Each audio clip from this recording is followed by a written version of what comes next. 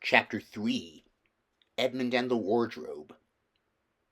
Lucy ran out of the empty room into the passage and found the other three. "It's all right," she repeated. "I've come back." "What on earth are you talking about, Lucy?" asked Susan. "Why," said Lucy in amazement, "haven't you all been wondering where I was?" "So you've been hiding, have you?" said Peter. "Poor old Lou, hiding and nobody noticed. You'll have to hide longer than that if you want people to start looking for you." "But I've been away for hours and hours," said Lucy. The others all stared at one another. "Batty," said Edmund, tapping his head. "Quite batty." "What do you mean, Lou?" asked Peter. "What I said," answered Lucy. "It was just after breakfast when I went into the wardrobe, and I've been away for hours and hours, and had tea, and all sorts of things have happened." "Don't be silly, Lucy," said Susan.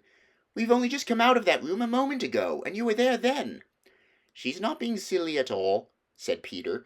"She's just making up a story for fun, aren't you, Lou? And why shouldn't she?" "No, Peter, I'm not," she said. It's a magic wardrobe. There was a wood inside it, and it's snowing, and there's a faun and a witch, and it's called Narnia. Come and see." The others did not know what to think, but Lucy was so excited that they all went back with her into the room. She rushed ahead of them, flung open the door of the wardrobe, and cried, "Now go in and see for yourselves." "Why, you goose," said Susan, putting her head inside and pulling the fur coats apart.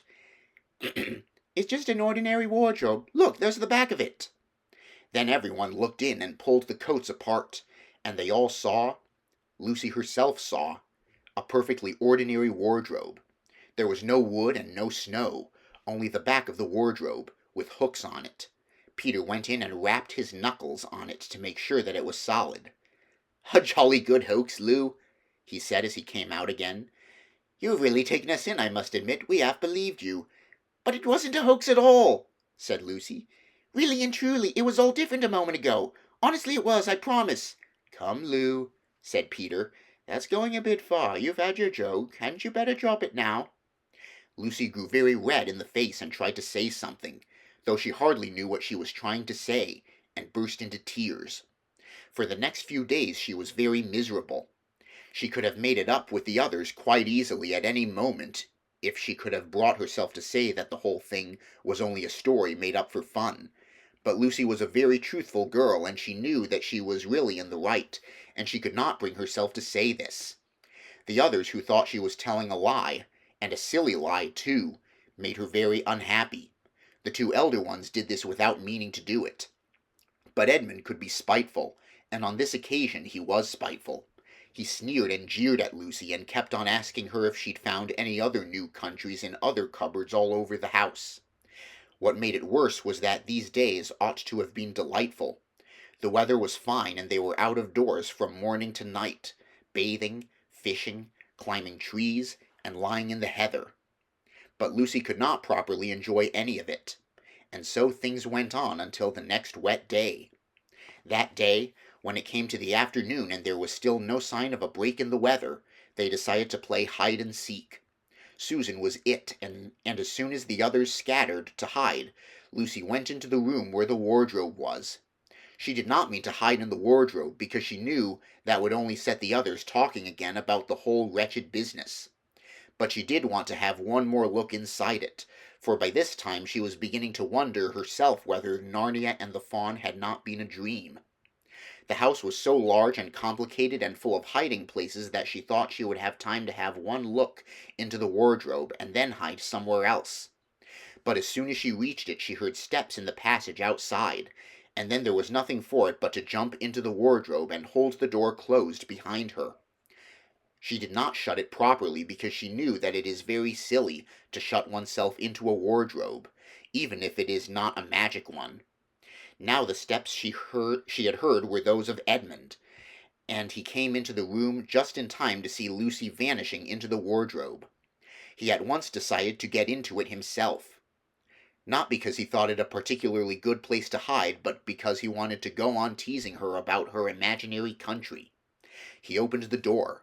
There were coats hanging up as usual, and a smell of mothballs, and darkness and silence, and no sign of Lucy. "She thinks I'm Susan come to catch her," said Edmund to himself, and so she's keeping very quiet in at the back.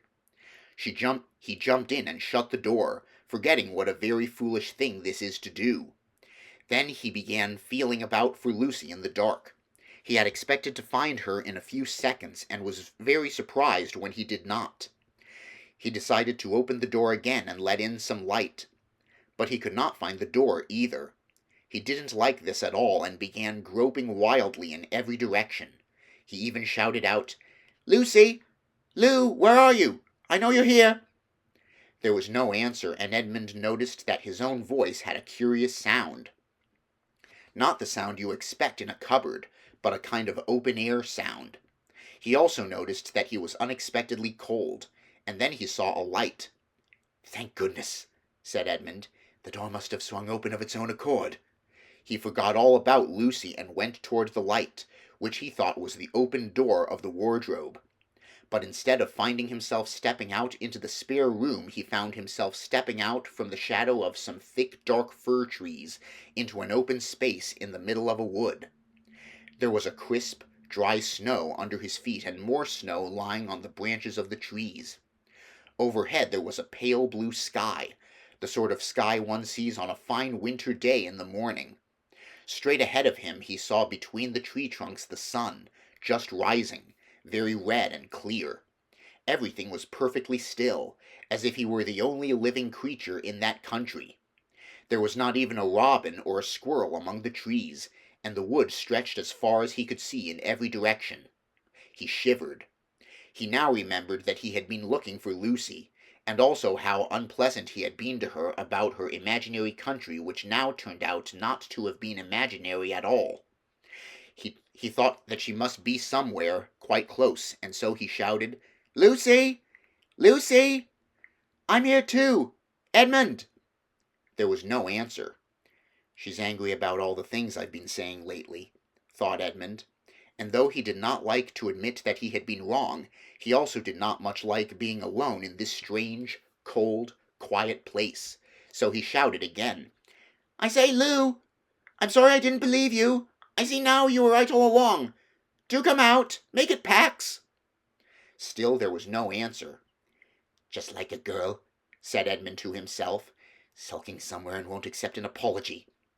He looked round him again and decided he did not much like this place, and had almost made up his mind to go home, when he heard, very far off in the wood, a sound of bells. He listened, and the sound came nearer and nearer, and at last there swept into sight a sledge drawn by 2 reindeer. The reindeer were about the size of Shetland ponies, and their hair was so white that even the snow hardly looked white compared with them. Their branching horns were gilded and shone like something on fire when the sunrise caught them. Their harness was of scarlet leather and covered with bells. On the sledge, driving the reindeer, sat a fat dwarf who would have been about 3 feet high if he had been standing. He was dressed in polar bear's fur, and on his head he wore a red hood with a long gold tassel hanging down from its point. His huge beard covered his knees and served him instead of a rug.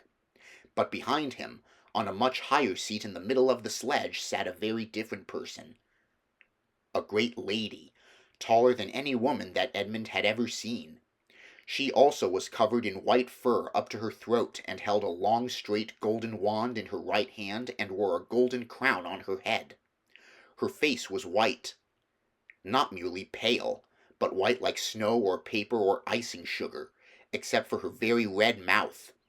It was a beautiful face in other respects, but proud and cold and stern. The sledge was a fine sight as it came sweeping toward Edmund, with the bells jingling, and the dwarf cracking his whip, and the snow flying up on each side of it. "Stop!" said the lady, and the dwarf pulled the reindeer up so sharp that they almost sat down. Then they recovered themselves and stood champing their bits and blowing. In the frosty air the breath coming out of their nostrils looked like smoke. "And what, pray, are you?" said the lady, looking hard at Edmund. My name's Edmund," said Edmund rather awkwardly. He did not like the way she looked at him. The lady frowned. "Is that how you address a queen?" she asked, looking sterner than ever. "I beg your pardon, your majesty, I didn't know." said Edmund. Not know the Queen of Narnia? cried she. Ha! You shall know us better hereafter, but I repeat, what are you? Please your majesty, said Edmund. I don't know what you mean. I'm at school. At least I was. It's the holidays now.